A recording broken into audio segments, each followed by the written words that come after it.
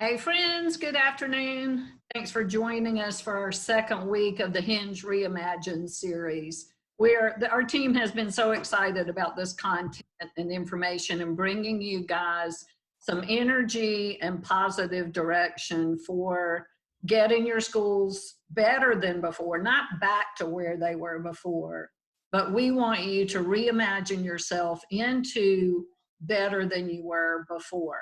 Last week, you may have heard me say that I'd like for you to go back to when you first started your company and how you felt about creating something wonderful for children, supportive for families, to have the best team that was engaged, and to create wealth for yourself and your company.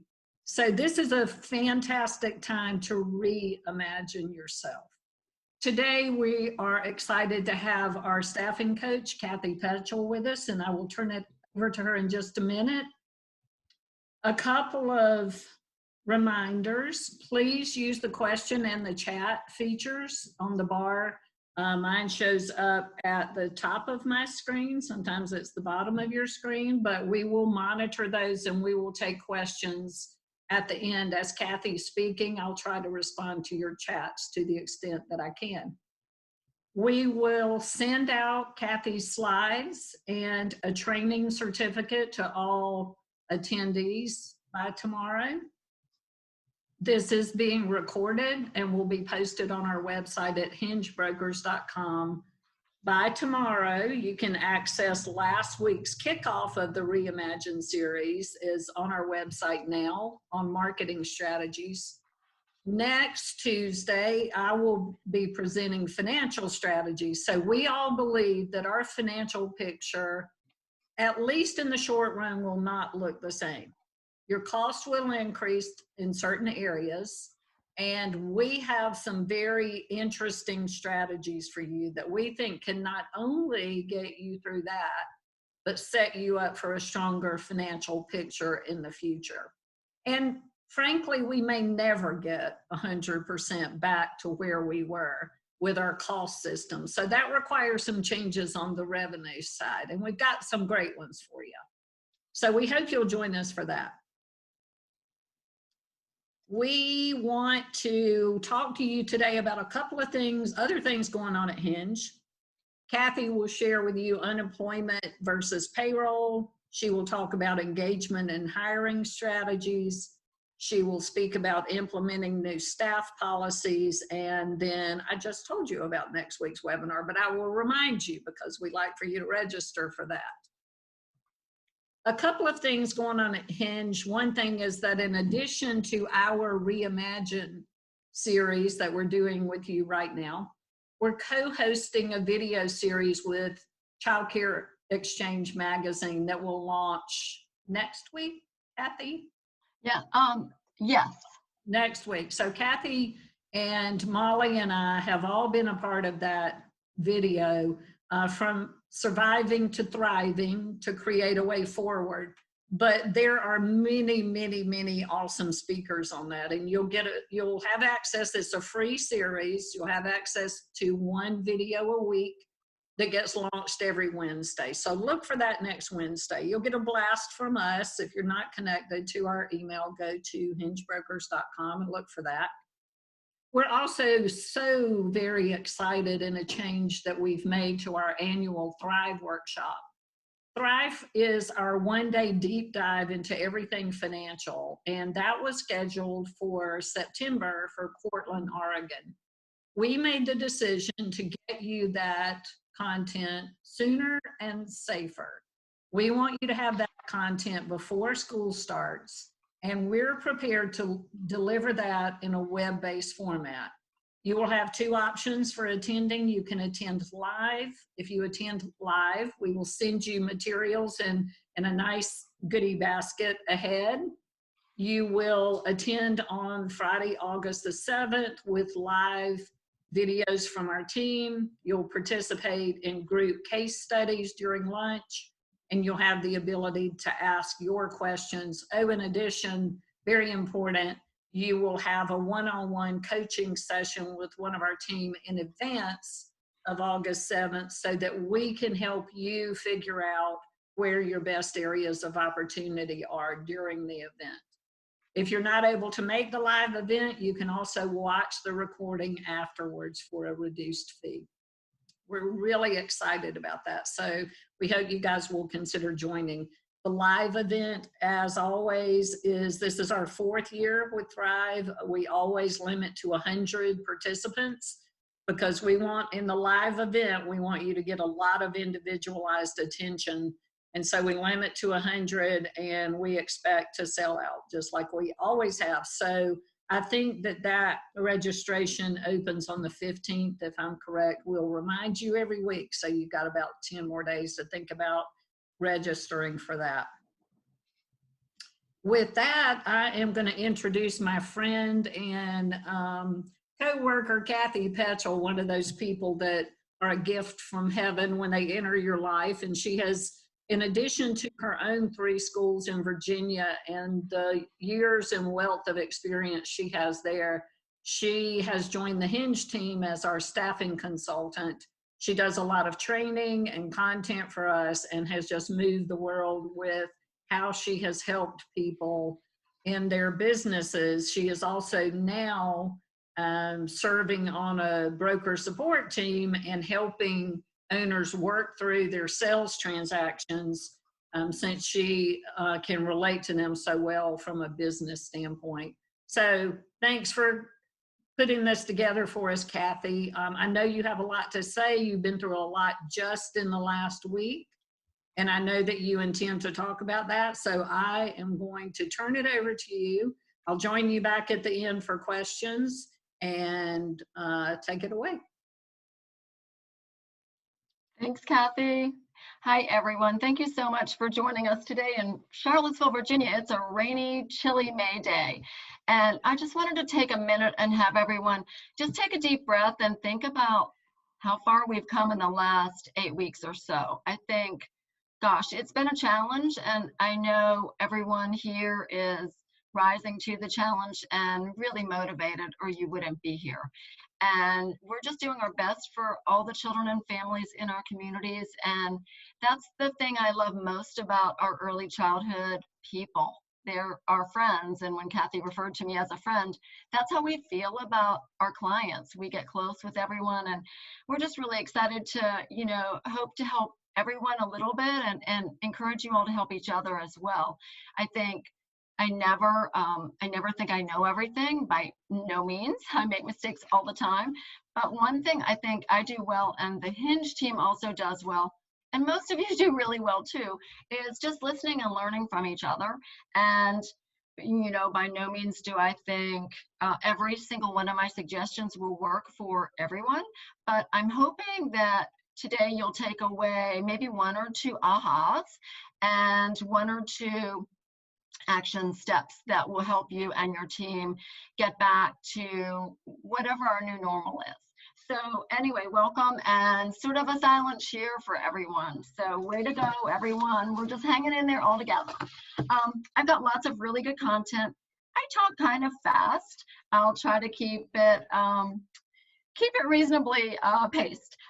So let's see, I've got so much content. The first thing Kathe asked me to talk about briefly was, and I think I'll do this first because it might help you mull over some questions for the Q&A at the end. Yesterday, I opened my 3 schools again. I had been closed since March 13th, Friday the 13th of all dates. And Virginia's still not open except for essential workers, and we have quite a few of those because I'm in a university town with a lot of hospitals, several hospitals, one of which is a teaching hospital, and the essential workers that you all have as well. So we kind of bit the bullet. What I did first, though, and I'm happy to share, I think sharing is great. Sharing is caring. I did a very lengthy survey to all of my families first. Every week I've been staying in touch. What we know about communication is we can only communicate the way someone's ready to receive the communication. So if they want something on the internet or, with their smartphone, or do they want it in their email or a text? Do they want a phone call? Do they want, just a touch base some way or another in the mail, which I did not do that, but I did everything else. So we did a lengthy survey for the parents, anywhere from, I asked some pointed questions about when they wanted to start. And actually, this was my grid, which is really interesting. Everybody wanted to start yesterday. The graph was way higher on starting yesterday. And less than half of the people that wanted to start yesterday actually came. And at one of my locations, I had one child. So I was just brave and open for the one child. Today we had 2. By next week, we're looking at 10 or 15, and it'll keep growing. Once our governor opens our state back up, I'm not worried. But in the meantime, like most of you that got the PPP, the payroll protection plan, one of the goals was to bring our staff back and get them off of the regular unemployment or any kind of furlough and get them back to work. The strategy, of course, is getting our enrollment back up to match the staff we have, and then of course grabbing other staff that maybe have been laid off or their centers are not reopening, or perhaps they're not reopening until fall. So all of that to say, we reopened yesterday. It went great, even though one school only had one child, and I'm happy to talk about that. The other couple things I did with my survey, which I think are kind of ahas, hopefully for some of you, I asked some quality questions. For instance, one thing we're looking at doing is more organic food after COVID-19, of course. How would you feel about that? I asked about, do you think our phone system needs to be improved and phone response time? I asked if they were satisfied with the administration responding and supporting the directors. I asked if they would like to see extra staff available in the lobbies or at the front desks every day. And so I got varying degrees of actually a lot of positive support. I was super relieved because it's scary to do a survey on quality.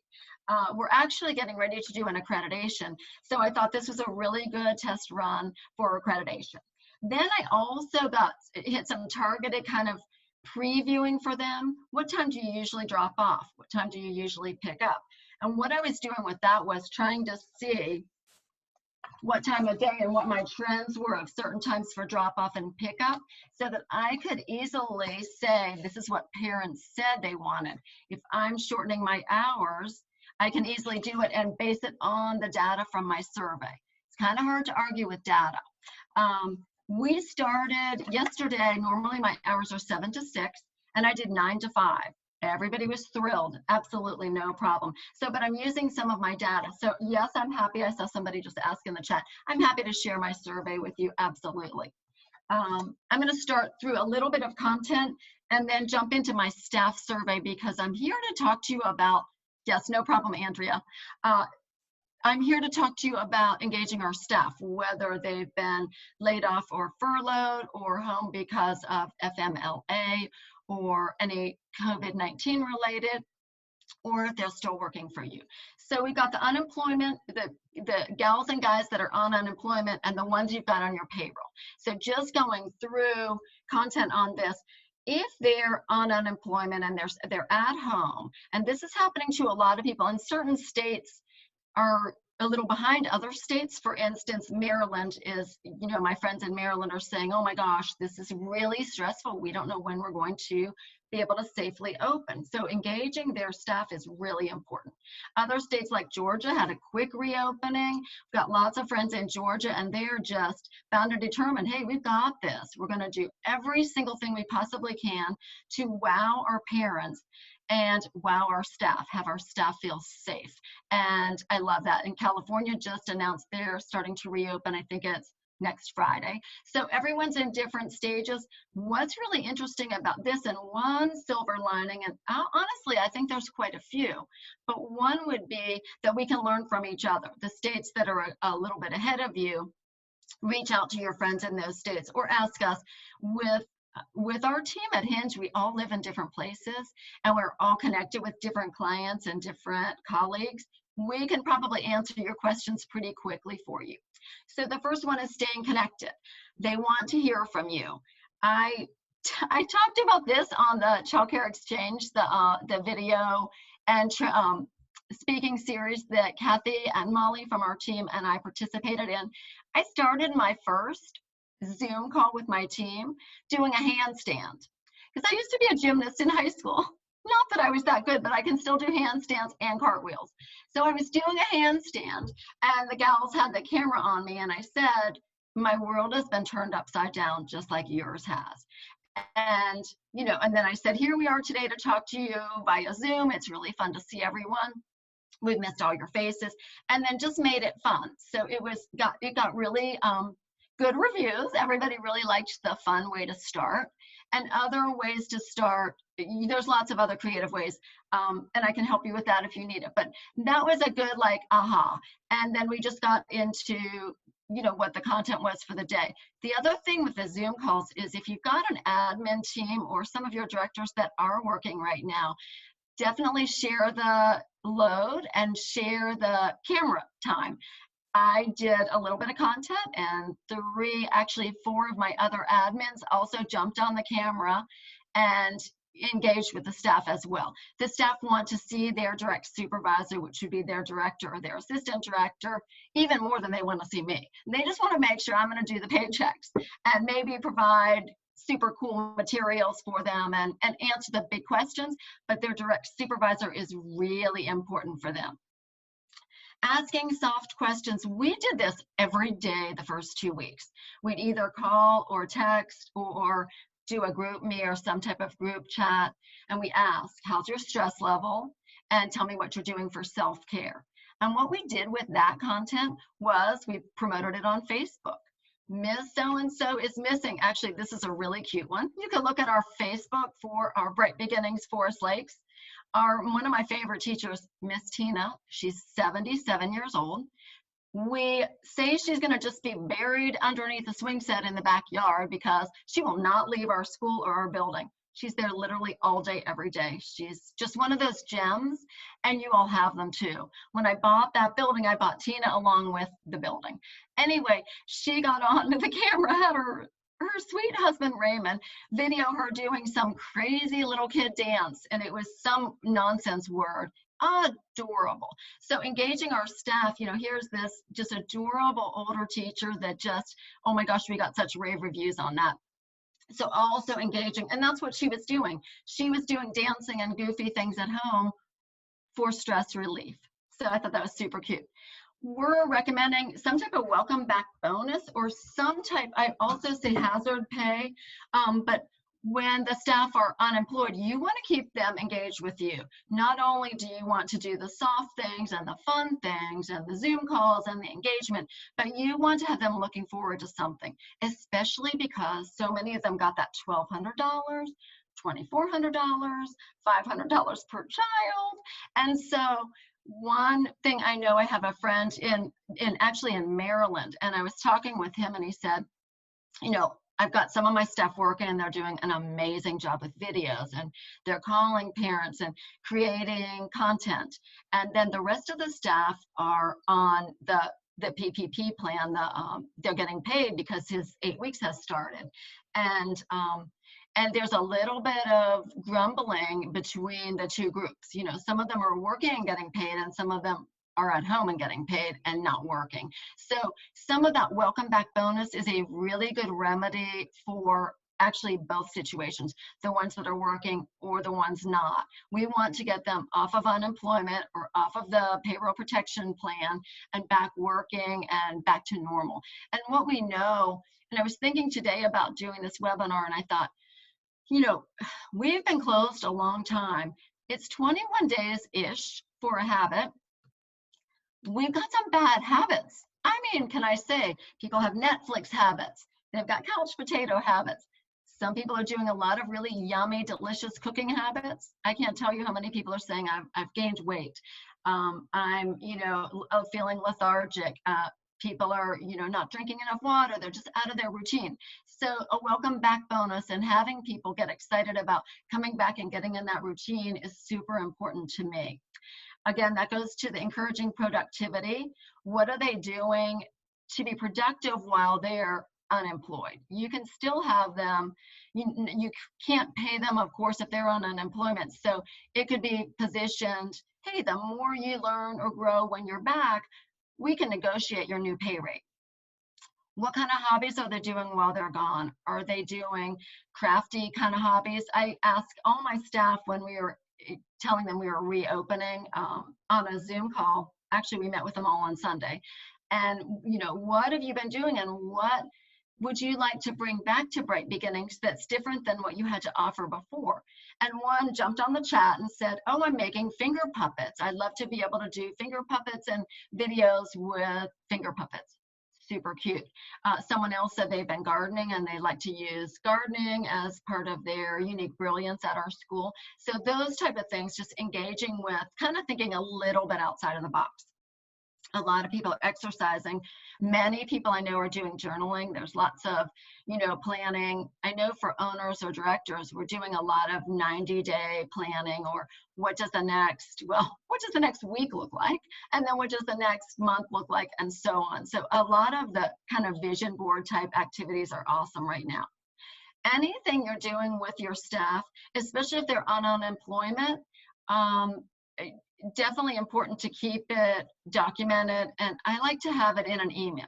So many of our millennials and Gen Zers, and honestly all the age groups, like to just text. It's immediate, it's quick feedback, they get a really quick response.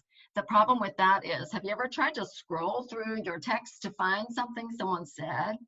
Oh my gosh, it takes forever. And a lot of people just delete texts right away for lots of different reasons. So I tend to keep all my texts, but it takes too long to find things. So I just simply say, I need that in writing, in email, to my work email. And then we're actually printing them out, which is kind of old school. My daughter Molly would be horrified because a lot of paper, but then I've got it printed out and it's in chronological order. The most recent stuff, engagement is, easiest to find. And we're doing the same with parent information. And then super good time, this is a little negative, but actually positive. You want to grow your team. You've had that break. You've had some time to self-reflect and reflect as maybe a management team. Who are your C&D staff that maybe you can nicely coach out and ask them, help them find a job that's a little bit better suited for them, all the while you're looking for really good new team members. If your staff are on payroll, whether you're open or closed, my number one tip is to be super protective of them. The last thing we want to do is open and have to close again, or stay closed longer than we want to. We want to be able to control our narrative, which that was my aha from Molly's content last week. Control your narrative, let staff know. Your health and safety is my number one priority. And I said that to them on Sunday on our Zoom call. I said, I can't have the business without you all. The parents are not going to be happy if we don't have wonderful staff, and we won't have a business at all. So what can I do to make you feel safe, feel connected, and know that I've got your back no matter what? And so some of the things, obviously, Molly did a great job last week on talking about cleaning versus disinfecting versus sanitizing. And then gloves, masks. My one mask, I don't know if y'all have seen this or not. I was working with a local group last week, and they were saying they're ordering masks locally that it's the blue mask or the cute fabric, but then a clear portion over the mouth. And so how great is that for young children? The thing about masks is they can be a little scary. Your voice is a little muffled. And so if there's partly clear over your mouth, they can see your affect. They can see if you're smiling, they can see if you're talking. And because little kids are learning all like language development and watching, reading our lips, reading our affect in our face to know, if we're giving an instruction or asking a question or laughing and so on. So I love those masks. I'm trying to find them. Flexibility is key, scheduling staff, and maybe thinking, again, post-COVID-19 or actually during, what could you do to keep staff safer? Could you have them come in and work? Maybe you're working a full day, 3 days a week, and then different staff the other couple days a week, so that there's not any cross-contamination in a classroom. They're still getting as many hours as they want, but you're really keeping the staff safe. obviously it keeps the children safe. Obviously it's great for your program. The other idea would be split shifts. The same idea of split shifts would be maybe a 7 to 1. That person doesn't take a break. Someone else comes in 1 to 6, something like that. I love that idea too, because again, the flexibility with staff, you don't want to lead with fear, but people are fearful right now, and people are afraid, what if I come back and pick up something? So whatever I can do to minimize the fear is what I want to do. Then go to the fun piece, and it's National Staff Appreciation Week this week. So this would be great. It's only Tuesday. Partner with a local restaurant and bring in some fun food or some fun snacks. I'm pretty heavy on doing one, like the granola bars that are one portion, only, not, a cake where you cut the cake and everybody's touching it, sort of more one serving portions. I did do a barbecue lunch for my staff last week, and it was awesome. And then we picked it up curbside, and here we go. And this is just a local barbecue restaurant. We got a handwritten thank you note. Thank you so much for buying local and using us. And I just thought that was great. So then we posted Facebook, thanked them, tagged them. And again, it's how can we be a supportive community member? And that was a really good way to do it. We also had our local Head Start have 2,000 books they needed to give away, all hardback, absolutely beautiful books. And so we went and gathered, I think they gave us 4 boxes of brand new hardback books that were donated to the United Way. Any preschool in town could come and get them.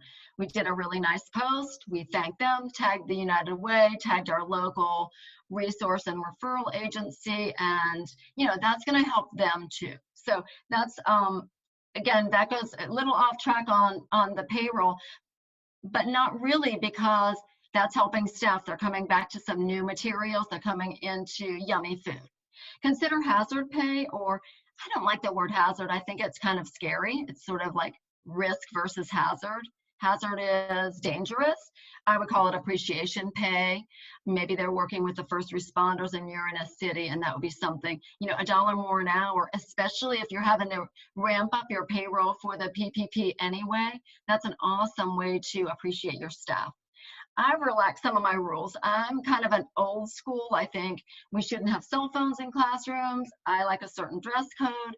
I'm pretty strict about sticking to schedules. I'm relaxing a lot of that right now.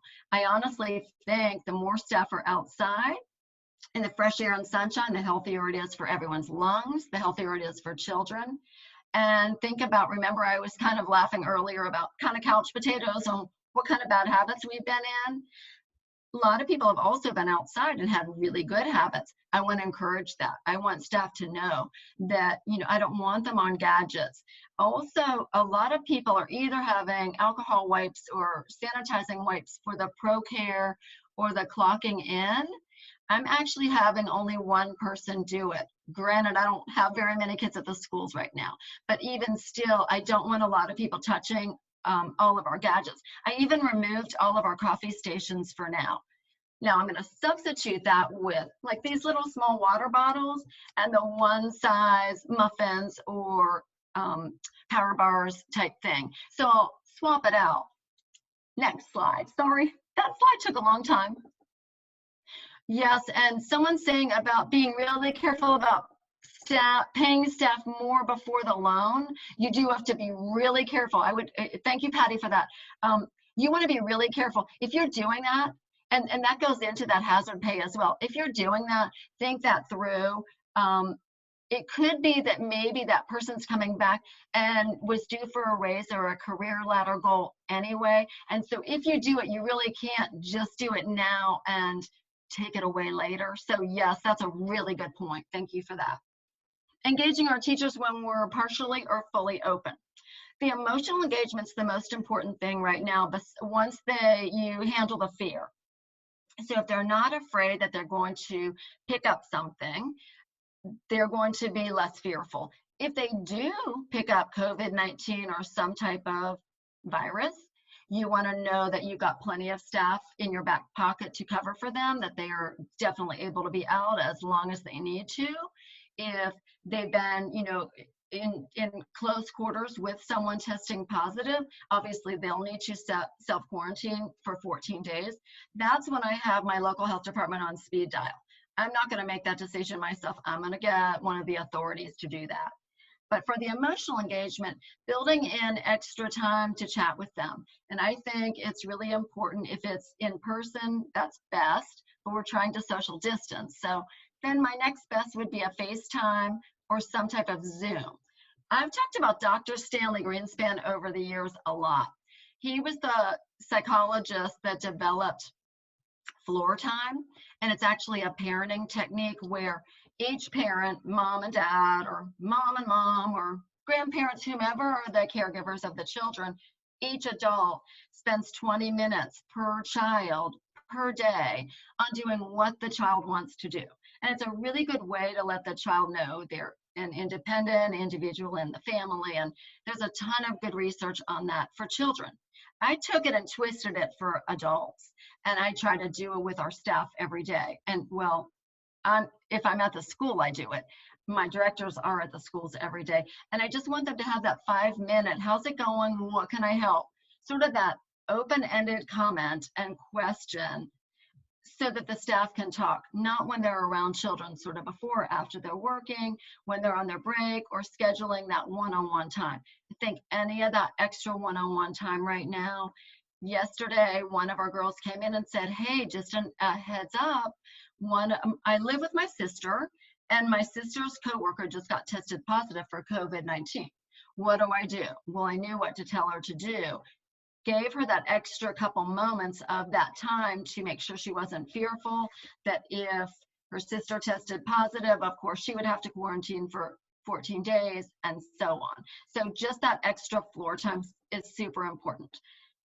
Monitoring and asking about physical health. This is different than usual. Usually with the HIPAA laws, we have to be really careful what we ask. And the FMLA laws, we have books we give our staff, and if they're ever in a certain situation, possibly mental health, of course, physical health, they let us know, and there's a lot of privacy laws that we need to abide by. In this particular case, there's a lot of people saying, and I've seen it on a lot of websites, that we're able to ask a little bit more pointed questions. Obviously, we're asking, have they been out of the area? Have they traveled? Has anyone in their household tested positive for COVID-19? Do they have symptoms? Checking their temperatures. Normal course of action or our day. We're not asking all of that. That would be considered intrusive and a violation of privacy. Now it's not, and staff want to tell us. They want to know that we care about their health. I love to promote outdoors, as I said earlier. The less screen time and paperwork we're giving them, sort of like, it's just a little bit good time to chill out a little bit and have them be outside. Maybe be a little more flexible about your outdoor classroom times and encourage it, enhance it as much as you possibly can. And then challenging them to take over new duties or trying new programs for when they come back. So they came, when I told you I did a parent survey. I also did a staff survey. I did it about a week ago before they were ready to come back. I let them know in a week we're back in action. Here's what I needed to know from each of you. And so they each filled it out. And just Survey Monkey, I think it was like $350 each year. And I use it for staff engagement, parent engagement, and 3 times during my tour process. Before they tour, right after the tour, and then 30 days after the tour if they haven't enrolled. I'm happy to talk to people about that. But the purpose of me telling you about my staff survey, I asked them, some training things and what had they done while they were gone. Of course, we already knew a lot. And then I did a few things like I fully understand adult and child hand washing techniques and agree to all the policies, little bit of that. But then my favorite one, then my 2 favorites. One, I asked exactly what training they felt they needed, sort of a post-COVID. And, do you need more diapering or hand washing training? Obviously, we're going to really focus on that. Do you need more training on regulations post-COVID or regulations anyway?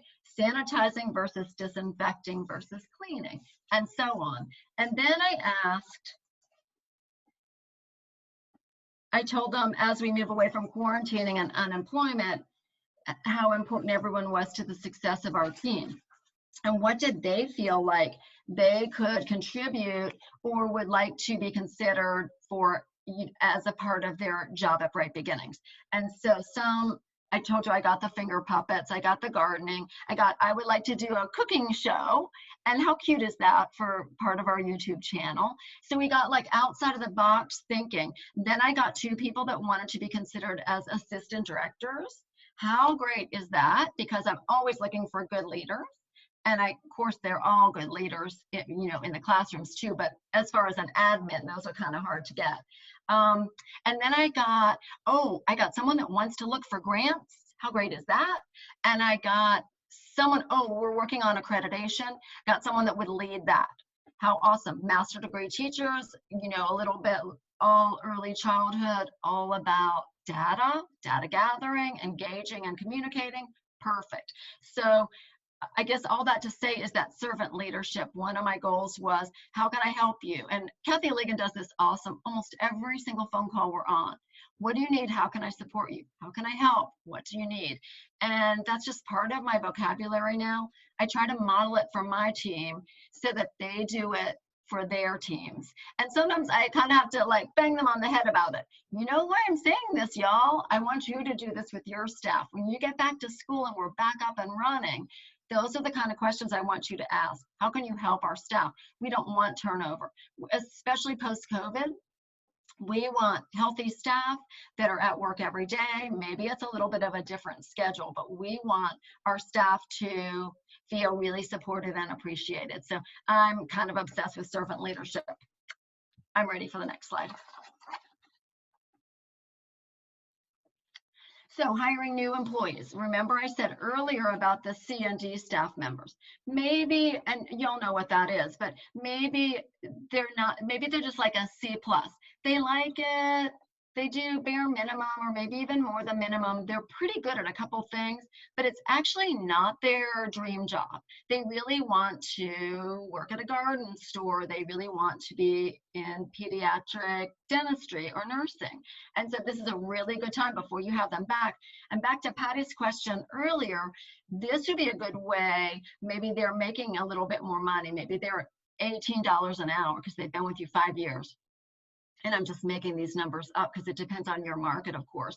And you can replace them with somebody a little bit less. And so that's how you can also sort of help yourself with that payroll, because you want to be careful. I know a lot of friends of mine that, we've been talking, I have one group of friends I talk to 3 days a week for 2 hours each time.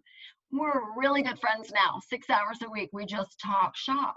And, the common thread is, if we've got staff that were paid a little bit more for over years and years, and they're leaving, it's a good time to reset our payroll, especially post-COVID-19, because we're not sure, and Kathy will talk about this next week. I can't wait for this. But post-COVID, will we be raising rates? How much will we be raising rates?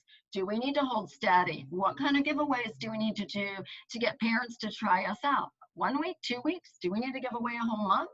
A whole month makes a lot of sense to me if they're going to stay with me 3 or 4 years. And actually, one of my questions that I did for my parents was how long, and I was really nervous about it, but I asked them how long they expected to stay at Bright Beginnings. And I also asked if they were bringing any other children to me. And look at this. All these people said they're staying until their child ages out. That made me so happy. So knowing that really helps you decide how to hire new staff. So social distancing interviews via Zoom or FaceTime. We had an interview the other week where the director was at the school interviewing the staff on FaceTime and showing this is what your classroom would look like, or this is your classroom. No kids were there yet, but look at all the materials we have. Here's our outdoor space. We've got a nature trail and so on. I also have done video tours of all of our buildings and put them on our website. we did one with one of our master degree teachers, so she could talk a little bit or a lot about curriculum.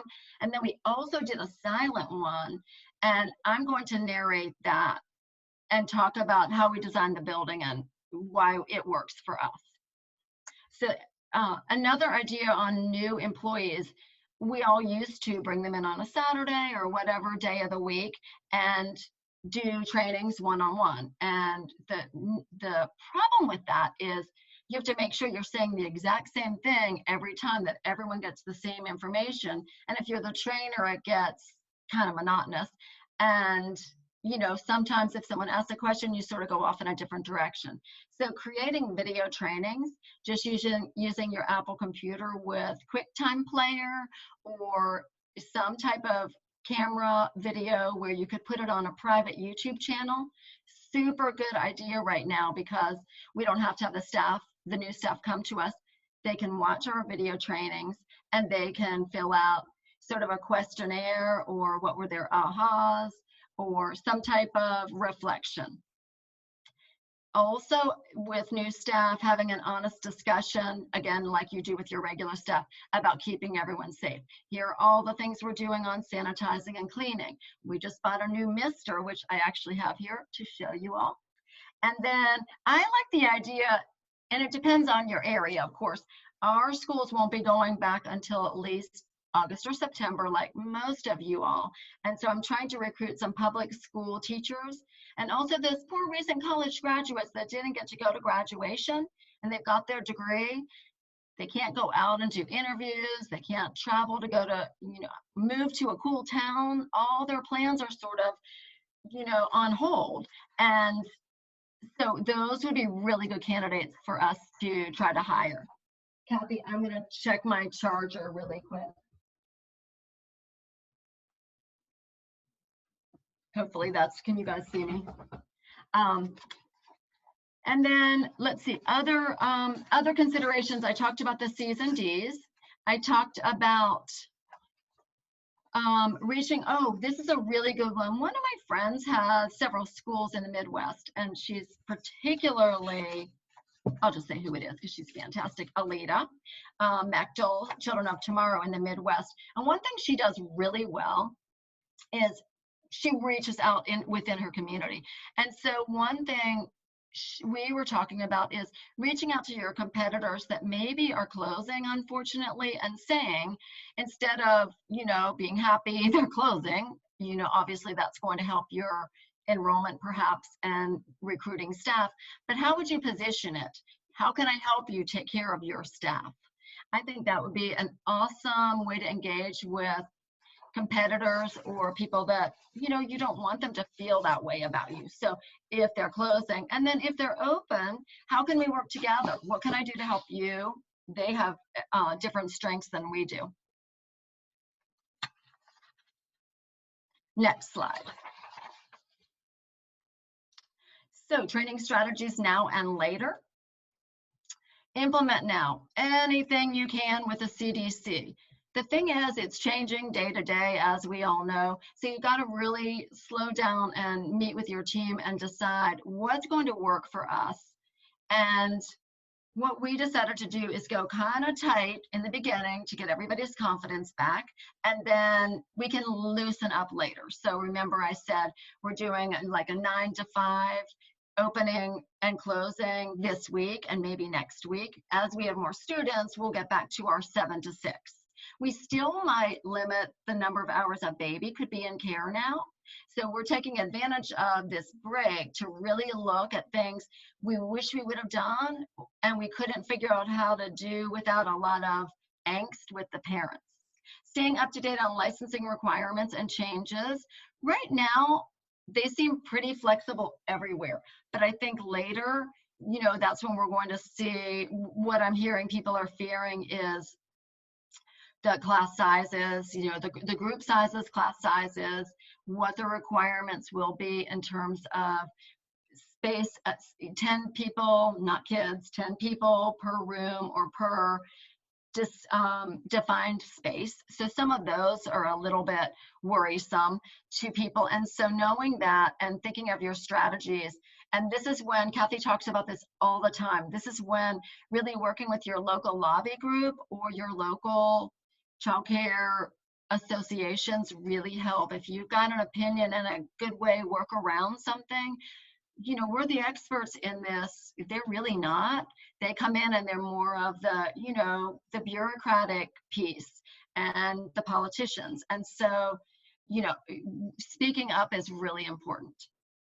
Sanitizing and disinfecting changes, and then rewriting your health policies. So if you're changing the temperatures from what you used to have to 100.4 and having them stay out fever-free without any medication for instead of 1 day, maybe 2 days or 3 days, this is when you want to rate them. And you can very easily say to parents, this is what we're going to start with, as an abundance of caution.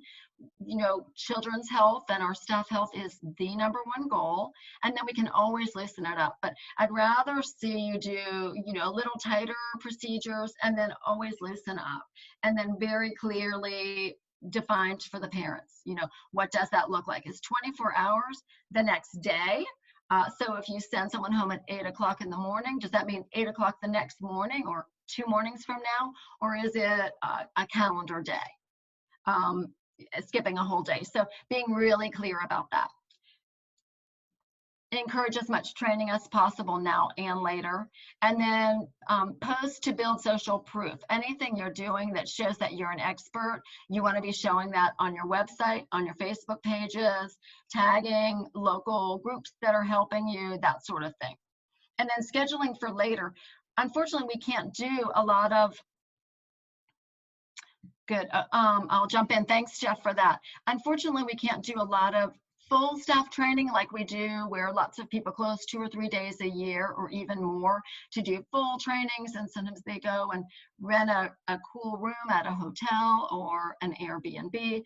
Can't do that right now. So we can do lots of Zooms. We can do some really good targeted online trainings, but be ready to schedule that for later. I know at Hinge last year, we do strategic planning every year. And last year at Hinge, it was an awesome training. Our first day, sort of an icebreaker, good 4 or 5 hours of teaming and team building and really fun, like out at a ropes course. Those kind of things have to be on hold now, but don't forget about them for later. Somebody just reminded us about keeping up, like your fingerprinting, your all your criminal record checks and everything your state requires. Don't drop the ball on those, because eventually that's going to come back, and we don't want to be caught in being out of compliance on a paperwork date where we just kind of oops. We don't want to have those kind of oopses. Actually, I was going to tell you, I was on a call with some other providers in Virginia this morning, and one of the gals said, oh my gosh, licensing's visiting next week via Zoom, or actually it was via Google Duo. And she said they called her and said, your visit is scheduled for such and such date. Download Google Duo and we'll see you then.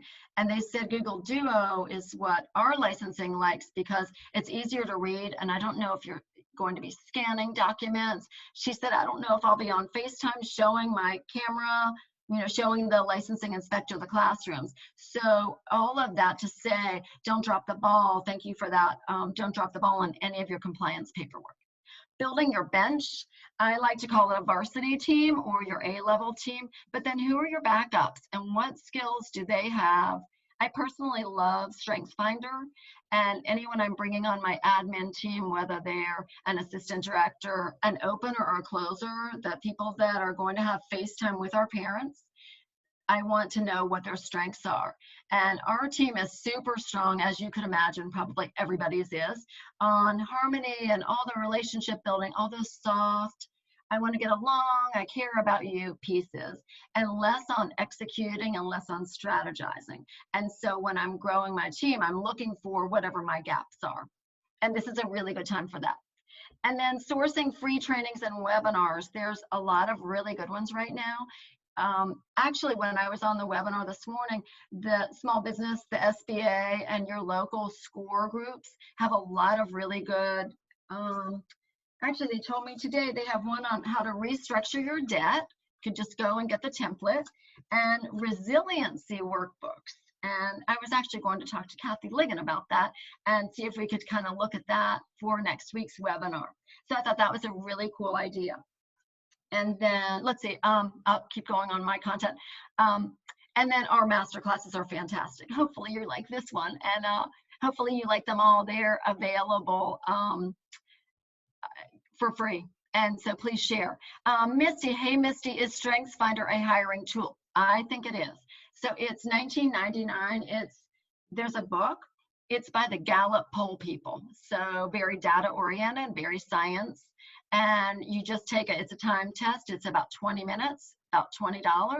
And it gives your candidate or your staff member their top 5 strengths out of 34. I never have them do the 34 because guess what everybody does? When they get their top 34, instead of looking at their top and celebrating what they're great at, they go and say, what do I stink at? And then they get their feelings hurt. We're not going to do that. So I just do the top 5 and I just look and plug everybody in on a chart. And then we looked as a team last week and said, oh, we need a couple more people that can execute. We got all these dreamers and all these like people that are just relationship building. We need some people that can get some stuff done. And so now I know how to do that, and we'll frame our questions relating to that.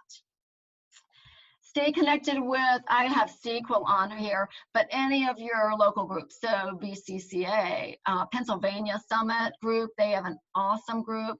Pretty much Minnesota has a really good one. I mean, there's Texas. There's tons of great local groups. And then Childcare Exchange Magazine and the World Forum, fabulous. And definitely shout out to our content that's coming up on our videos. Really excited about those. Former staff. Okay, hold on to your hats, guys. It's hard when staff leave us. It hurts our feelings. It makes us a little angry, especially if they don't give an appropriate notice.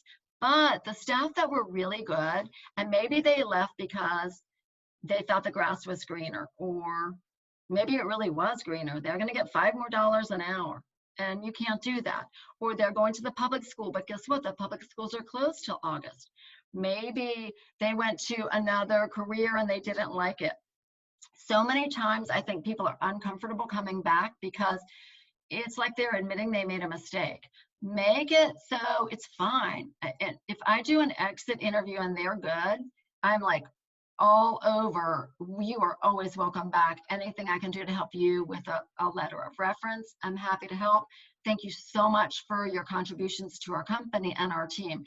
And now's the time, especially if you've got extra staff that maybe are good at that HR piece or that personnel piece, to reach out. We just grabbed, I think maybe 20 former staff. Of course, I've had my schools a long time, since 1984, but I grabbed about 20 names and we just went through like, let's call these people and invite them back. Some of them are public school teachers that we know we'd only have maybe till August, but how much of an impact can they make on developing curriculum or just working with our school age program this summer? So I love that idea. Don't assume they're not interested. You might actually have to be the one that reaches out, especially if you think, they're a little bit embarrassed that they left. It's a different world, having an honest conversation. Maybe they left because they didn't like a policy. Maybe you've changed that policy. Have an honest conversation about how they've changed and how you've changed, how your company has changed. That goes a really long way. Sweeten the offer with more money, more responsibility, more or less hours, a different title. It's surprising to me how much people like titles. It sort of goes into that 5 languages of appreciation, and some people like words rather than acts of service or gifts. Title would be someone that likes words. They value words and they're careful with how they weigh their words. Of course, bonuses. I know Molly on the webinar last week was saying offer enrollment bonuses for the staff or the parents, and she was saying kind of go big or go home. $300 a week, 2 weeks, offer free childcare. search your database. Our friend Thad Joyner, I think we talk about him every time, at least Molly and I do. He really is very, very confident about his marketing. And one thing he feels really confident about is mining your database. So what that means is looking back through your old CRM or your constant contacts, all of your database, and seeing, wait, why did this person not enroll? And considering, or you didn't hire them, they didn't take the job in this case, and who else can I reach out to? You know, they're not, all leads are not dead leads by any means. So mine your list of maybe in Indeed, or I've been doing ads on Facebook. They've been, let's see, I guess a Facebook ad for hiring. Look at those and mine back, go through your old leads and see if maybe you have a different point of view about them now. Referrals work, $300 minimum. That would be for your staff or your parents that could refer a great staff member that you hire. Typically, I'll say they have to work for me about a month. Kathe Petchel on our team would say, don't be a cheapskate, Mom. She's my daughter, and just pay up. And then new health and cleaning policies, again, you're going to reiterate that with everyone. Emphasizing your core values. I love to just talk about my core values and then explain that I make all my decisions based on core values. So, and it's pretty easy when you're making a financial decision. If you're making it based on trust or communicate or nurturing, those are really good ways to make decisions. Oh, and speaking of core values, actually, I have a handout I can give you guys. Another awesome thing Kathy Ligon does, which she's like the best, y'all. I have the best job. We have a private coach this year, an executive coach for each of us, and she's fantastic. We love her. Her name's Rachel. And one of our team assignments recently was to look at this Brene Brown Dare to Lead list of values. And so even though I have core values at my company, this makes you look, I don't know, there's probably, I don't know, a ton, 100 maybe, core values that you can do with your team. It's such an aha when you see, if you have to drill it down to like, what is your one core value out of all of these? Or even what are your top 5 or 6? And we talked on our team about it. So the idea would be you build, what is your core value as a person relates to what you're going to bring to work. And so I'm going to use this with my team as well. And I can't wait to see how our coach uses it with our Hinge team. So core values. Indeed, knowing your competition. This is super easy, guys. Just pretend like you're looking for your job with one of the companies that is your competition. What is their languaging? What voice do they use? Are they super serious and this is what you must do every day? And so how can you take that information and make it relate to, oh, I'm more flexible about that. Schedules, dress code, and so on. And then you target your Indeed ad to compete against them with the audience you want using your core values and what you value for your staff. Same thing with your Facebook ads or any kind of ads you do. Print ads, flyers. We're actually out right now doing flyers and postcards in neighborhoods because all the stores are still closed. And of course, social distancing, don't worry. But what's our voice? Salaries and benefits, definitely talking about that with former staff. And then adding the fun factor, the promo items. We just ordered really cool summertime shirts and we're really pushing our dress code to our organic super soft cotton shirts for everyday wear instead of just on Friday. So promo items. Implementing new staff policies. Adaptability. This is so funny. If you came to Shift, I did 2 talks, and one of them was about what's coming up in the world, what I saw, and actually this is really so weird. Kathy and Molly and I had all spoken at the World Forum in China, in Macau last year, just a year ago, April. And so one of the things I talked about was all the cool things we saw there. So fun to look at other countries and how they do early childhood. I actually love Scandinavian countries as well. The Denmarks, Swedens, amazing. But anyway, this was in China. And so I talked about all different things I was seeing internationally. And my very last slide was predicting that the more adaptable you are, the better you'll do this year. And little did we know, this was in early February. Sometime in February, sorry, that COVID-19 was going to change all of our worlds. And so adaptability, yep, I somehow I knew that one. It's so true. So it's changing. So you want to be changing as your market changes. If your parents are wanting to come back slowly, the first thing I would do is offer part-time. Great. And then I'd price it appropriately. So if they're using you fewer hours, that's more of a premium price than that 5-day-a-week full-time. Of course, I love that the best because I think consistency is great for young children. But if that's not what the parents need right now, definitely make sure you're pricing it appropriately. And Kathe Ligon will be talking, I'm sure, all about that next week. And she's the queen. Everything she says, just do. I promise it'll work. Listen to what your staff need. Again, that flexibility. Put in writing what your new staff policies are. Hand I told you about my survey with my staff, and I even said on the survey, make sure I understand fully hand washing and diapering procedures and COVID-19 opening procedures. And I had everybody sign off on it on my survey. Now they'll do it in person on paper as well. Whenever possible, make policies reflect two things. And I know you guys do this already, but it's just easy to just say, everything I do is what I think is best for children, or what our company thinks is best for children. What's best for children is consistent caregivers, highly educated staff, great cleaning procedures, keeping staff out if they're ill, kids out. All of that goes into that bucket, or your core value bucket. And so that's why I love this core value as a team. So I know what our company core values are, but I want to know if each individual staff member has core values that, relate to my core values. Other considerations, unemployment, that's going to end. And the thing about unemployment is, what we don't want to do is bring everybody back under the PPP and then all of a sudden not have enough staff to support them once the PPP is over. And if you don't have that loan and you get it in the second round, you're open, you get the loan. I mean, oh my gosh. So it's taking a lot of strategizing, and I'm sure Kathe will talk about that at some point as well.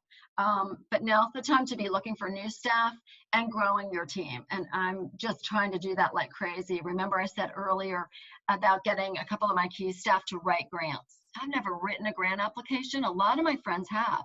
I know it's not that hard. I've just never focused on it. I'm going to delegate that out. Delegating as much as you possibly can. I was listening to a podcast a couple weeks ago, and it was, how we all have these big to-do lists, except Kathe Ligon, because she loves essentialism. That was our keynote speaker at Shift. Essentialism, basically, what's the essential element I have to do, right? Or what's the one thing I have to do? So this podcast talked about a to-do list and a to-don't list. And I thought, Kathe Petchel, you need to have a to-don't list. I think I need to do everything. Ridiculous. So now I've got a to-don't list, and grant writing is on the to-don't list. I'm giving it to somebody that wants to do it. And then new programs. What kind of new programs can you do? Kathe talks about this a lot, as well as Mike Pepper. I've heard him talk about this a lot. He's a real estate expert, or one of them. What can you do on Saturdays and Sundays or evenings with your buildings? Of course, we got to be careful with our sanitizing and whatnot, but just thinking outside of the box on that. I'm ready to move to the next slide. Keeping staff safe. I talked about most of this, and in the interest of time, I'm going to just skim through because we're at the 1 hour mark already, and I know we can stay a little longer if that's okay with you all. Staff health checks. So I'm trying to be a lot more flexible on staff calling out. In fact, we have to let them call out, and we have to make them stay home if they're ill with any type of fever or any symptoms. So just having backup staff. What we don't want to do is have egg on our face and not support our staff fully for their health. This will be over sometime, and we want to come out of it just super strong. Expect call outs, lighten your call out policy. I'm pretty strict. I'm a boomer, and I think people should come to work every day. And so that's a bias I have, and it's not practical. The younger staff and just all different staff have different needs, and especially right now, we just have to give so much grace and patience and flexibility. Encouraging and supporting emotional and physical health. We talked about that earlier. Oh, I have a good aha on that. Let's see.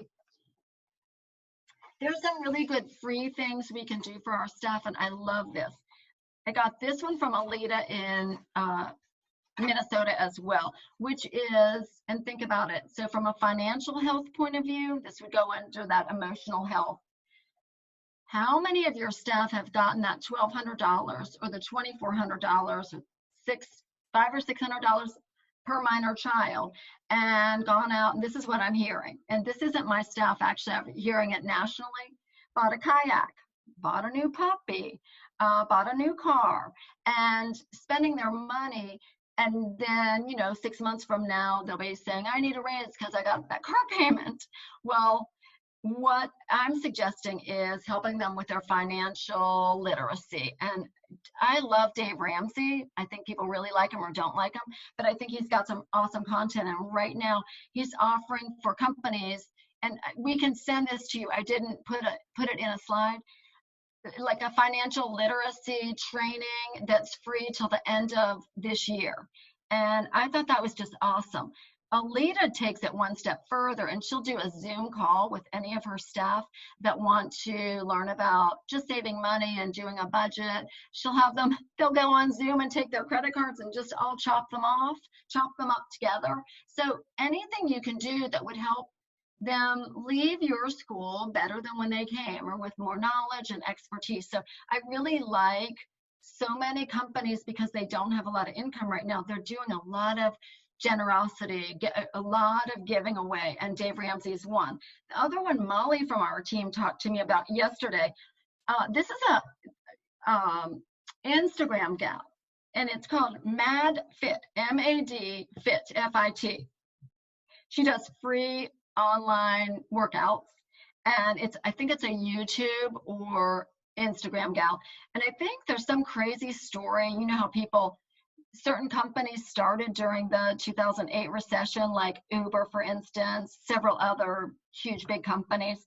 And so she's just ramping up like nobody's business. I think Molly told me maybe she had 300,000 followers on Instagram, which is, I think, sounds great. And now she has millions because she's just giving it away. So those are two ideas of ways that, if your staff really want to work out. The third one I would suggest is Core Power Yoga. I go there when I'm in California, and they're national, and they're doing free yoga. So and I'd love to hear from you all if you want to plug in the chat of other free businesses or people that are giving away things for free to make the world a better place right now and to help each other out. I think that's fantastic. Oh, Peloton, somebody's saying Peloton. So that's awesome. We'll maybe gather as many of these. Peloton's doing a 90-day free trial. Love that. Thank you, Karina, for that. Proper planning prevents poor performance. This is key. What's your plan A? My plan A last week was I was going to have, I think, 8 children at one of my schools. Guess what? I had 1. My plan B was I'm going with it. We're going with it. We're promoting the heck out of it. We're calling that mom 3 times. We've got it all over Facebook, and we're great. And then we're calling everybody else. Hey, our week's going great. Ready to start back. And then now we're calling all our people on our wait list, our reg fees paid. I wanted to serve my customers that were already with us first. They don't need us yet. Now I'm going to plan B. Plan A, new policies all in place and everyone trained. Plan B, what will you do when you have COVID-19 in your building? What exactly will you do? Well, it depends on who has it and who's.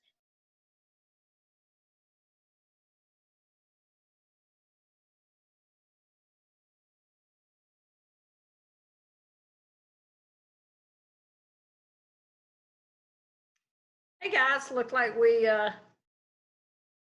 lost Kathe Petchel here. see if she logs back in or she can call back in. We've got some great questions here. And perhaps we can work our way through a couple of questions while we're waiting for Kathe.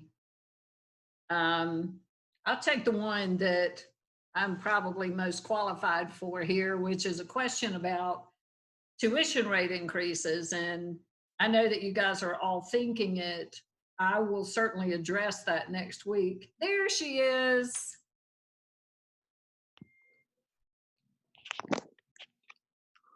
Hey there. I'm back. Okay, good. I was about to fake my way through some of your questions, so I'm going to turn it back over to you. Hey guys, I'm so sorry about that. I knew my computer was a little iffy. It just needed a little charge. I'm on my iPhone now. Okay, so let's see. So we're on still keeping staff safe. So then mapping out exactly what you will do with the parents. So if a staff member has COVID-19 versus a parent or versus a family member, a household member, what will you do exactly? Have those letters written now. That's proper planning prevents poor performance. And then you can adjust as time goes, but I think parents and staff will have a high level of trust and confidence if you know. If this happens and it happened in a classroom and anyone near that teacher, and again, I'm trying to just keep everybody spread out. So that teacher would be gone if they test positive or have the symptoms, but the room could be closed for X number of days, probably 2 days, completely sanitized and completely disinfected and ready to go, depending on what your health department and your protocol is. So just making sure you're really clear about that. And then let's see. Sorry, I'm gonna flip.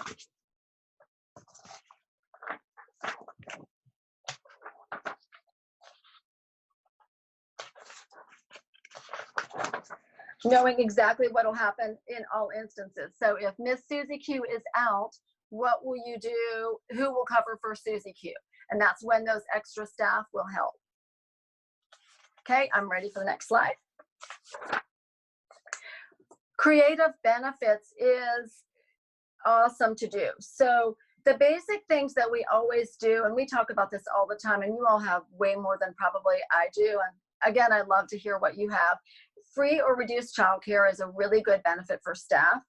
The basic homemade lunches or pizza regularly, we're maybe not doing that right now. I actually had all my parents bring everything in. I had them bring everything in a throwaway lunch bag.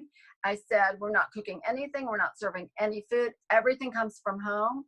When we get the sheets and any clothing, we're doing all laundering in-house and not having it leave. Just anything that we can do as out of an abundance of caution, we'll do. Career ladders that stick. So really taking this time before you're fully ramped up again to talk to staff and say, what are your goals? How can I help? Again, that what are your goals? How can I help? Servant leadership mentality is really important. And then just the water bottles, doing, just the throwaway. It's not green and I hate that, but just the throwaway. I know we like to do the seltzer waters, the bubbly seltzer waters you can get, or the LaCroix seltzer waters, the little juice boxes, just the one use is just super easy. And those are basics. And then birthdays off. Honestly, I think that's an awesome one to do. We like to the first Friday of every month, it's Dress Down Friday, and then we celebrate birthdays, anniversaries, and we used to do a potluck. Now, I'm not sure what we'll do for the foreseeable future just because we're trying to limit people in and out of our buildings and food from different places. So we'll have to think outside of the box for that one.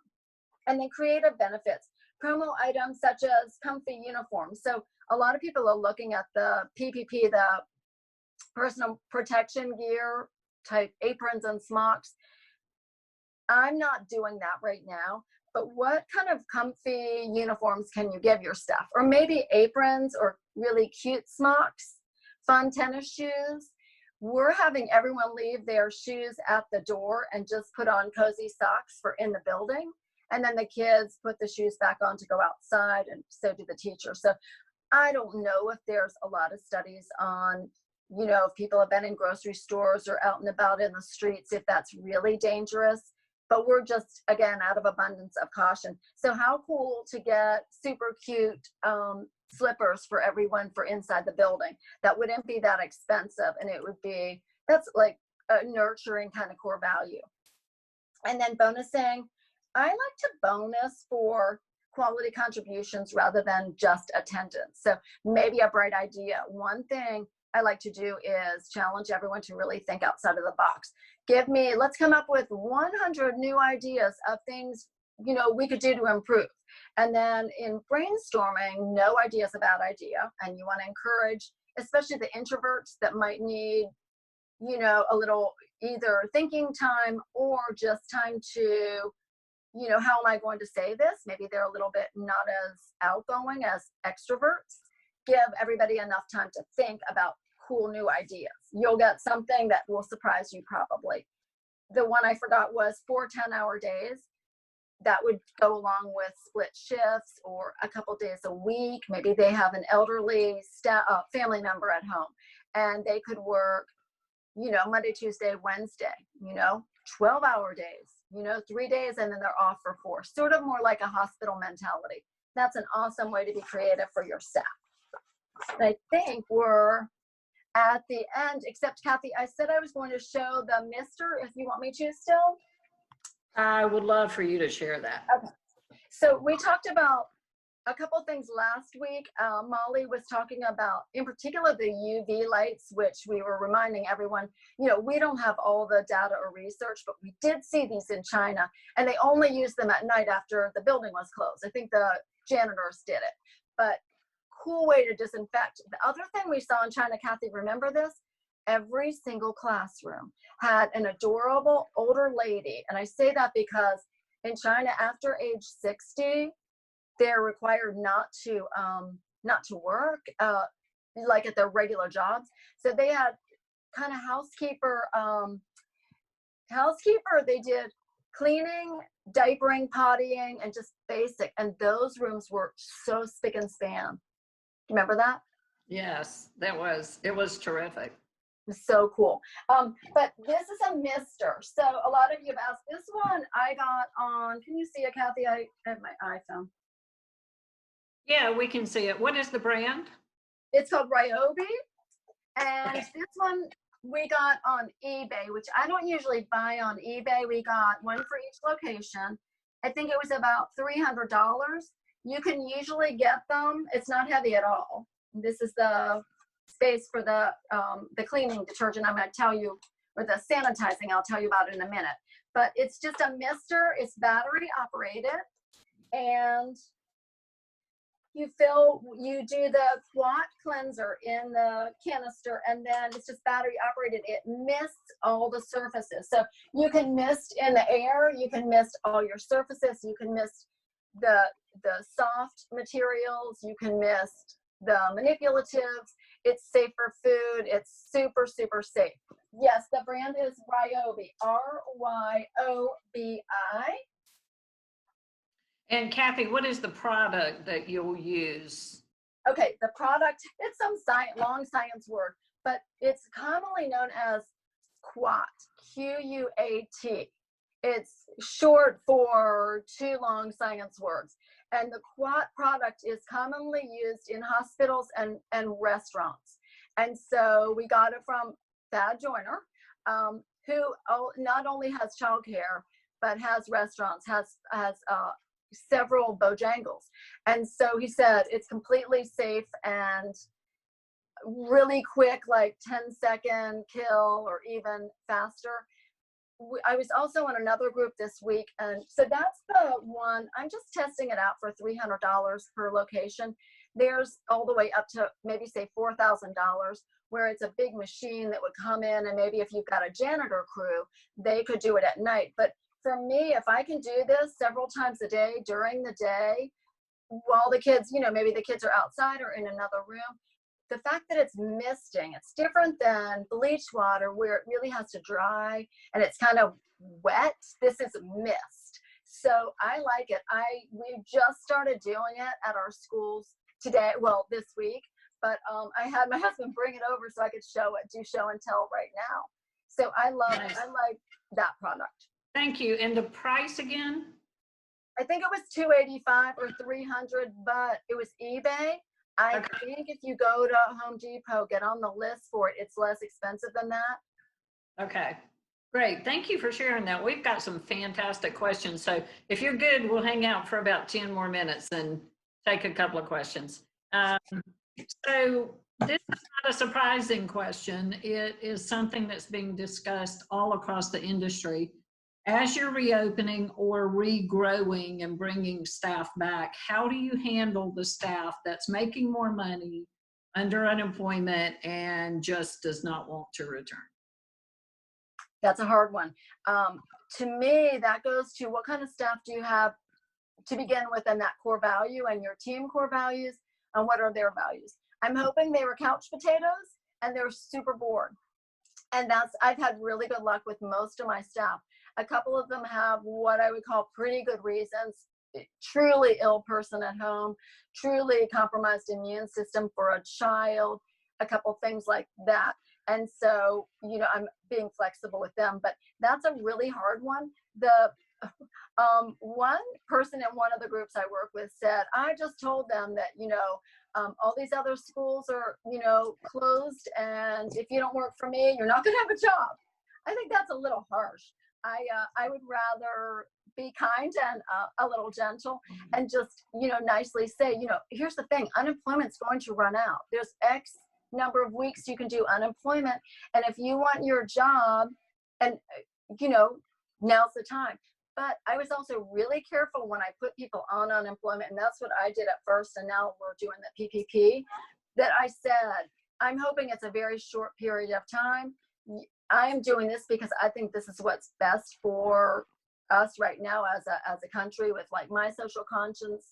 And again, it depends on your area. Some areas think I'm crazy. Some of my friends thought I was nuts to close, and then some friends are still closed. So, but I think, really that dialogue, and then that's when, you have that honest conversation, and then you replace them if they're not able to come back, and they just because they're making more money. They're the ones that bought the kayak and the puppy, It's a very personal decision. So, right. Yeah. As we're talking about bringing staff back, we know that at least in the short run, we will have lower ratios and group sizes to work with. What do you anticipate continued lower ratios? I'm sure everybody's guess is out there and it's difficult to project out, but how are you navigating lower ratios, and how are you thinking about it as you continue to build more students returning?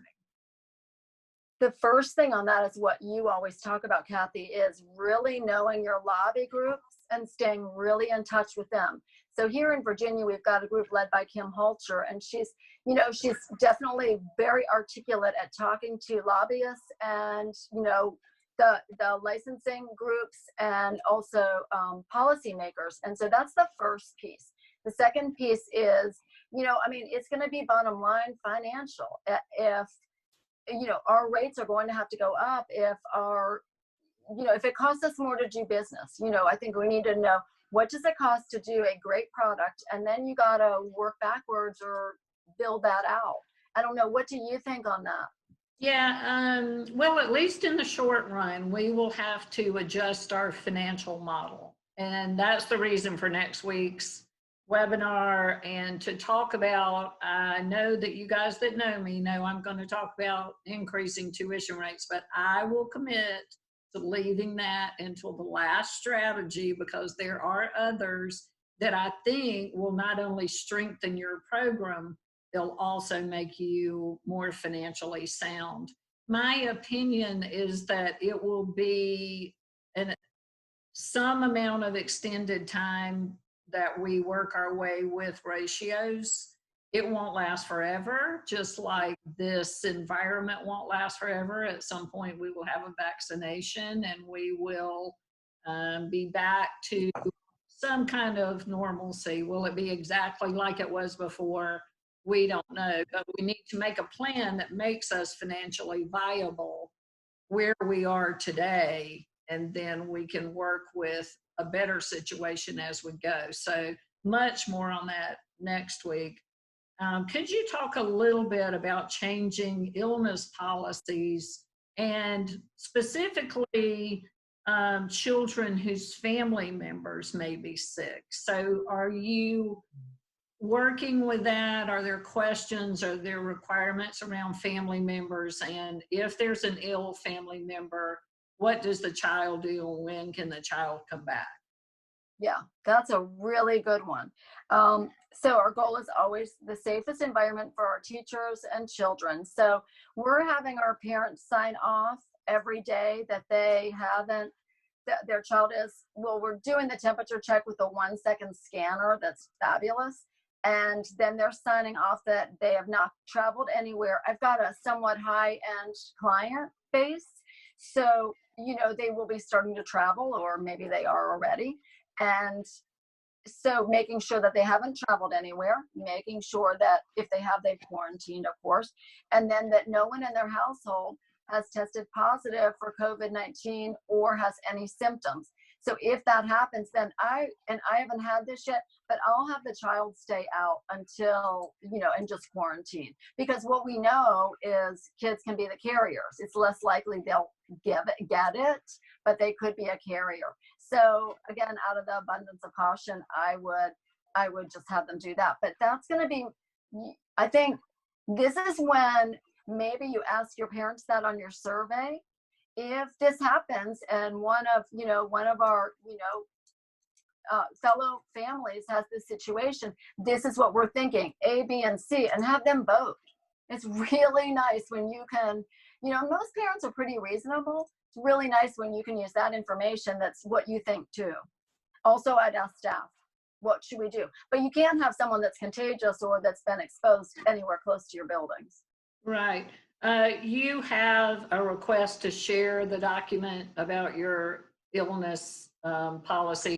We have so many requests about other information that Kathe has. And one thing that I adore about this industry is people are willing to help people all the time. I've never met anyone that said, keep this really confidential because I don't want anyone else to do well.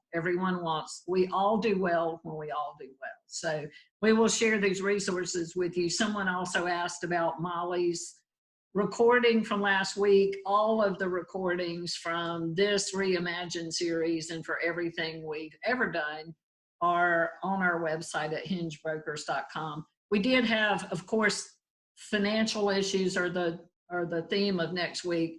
But we do have a question about, should we charge full tuition when parents come back, even though you won't be full? Absolutely. So I will probably recommend that you not only charge, why wouldn't you? You are there in a very difficult time for families delivering a very high quality service in more difficult times than usual. So I will argue that your cost of care should be more. And this is not a time to live in fear, people. This is a time to reimagine yourself, be bold, go out confidently, and set yourself up for success. I can't tell you how many times I got the call from troubled people for 5 years after the last recession because they were too afraid to continue to charge for what they were actually delivering. And it was such a stressful time, and that stress trickles down. It's not just you under stress. It's then your staff and it's your families and your children, and we have enough stress right now. So more preachiness from me on next week. So let's end with one more, because this is a great one and it's certainly on a high note. And I know that you guys have more questions, and Kathe and I will commit to getting you answers for those. But could you give any more fun ideas for welcoming the staff back? Ooh. Normally, I would say stuff like swag, stuff we all get. That's a really good one, and that's pretty easy in general. You just want to be careful about, not like the homemade foods and the things like that this time. We just got really cool shirts, and we have hats that we like them to wear in the summer. And let's see, I have some of those really neat water bottles. So swag is always good. What else? I have, I borrowed one from someone that I will jump in with. Someone else was going to put grand opening banners across each door and let the teacher cut ribbons. The teacher cut the ribbon, and they would have done something special in the room that they wanted the staff to be excited about. I love that. I love that. And you had another. Let me think about it a little bit more. I would say this is not welcoming back, but it's something they'll like. Instead of our regular staff meetings, we used to do them every Monday or every other Monday night. We're really going to give it a good old shot at doing Zoom calls instead, where they don't have to stay at work longer. And so even though that's not really a welcome back, letting them know you're willing to change your policies to what suits them and their families is a big one. Great. Kathe, this has been so wonderful. What a packed hour and a half of information. We're so grateful for your brain and your experience and your willingness to share yourself and what's going on in your schools with so many people. So thank you very much. This recording will be on the website by tomorrow. So invite others that you know to watch. Hopefully by tomorrow, we'll have registration for next Tuesday's financial webinar.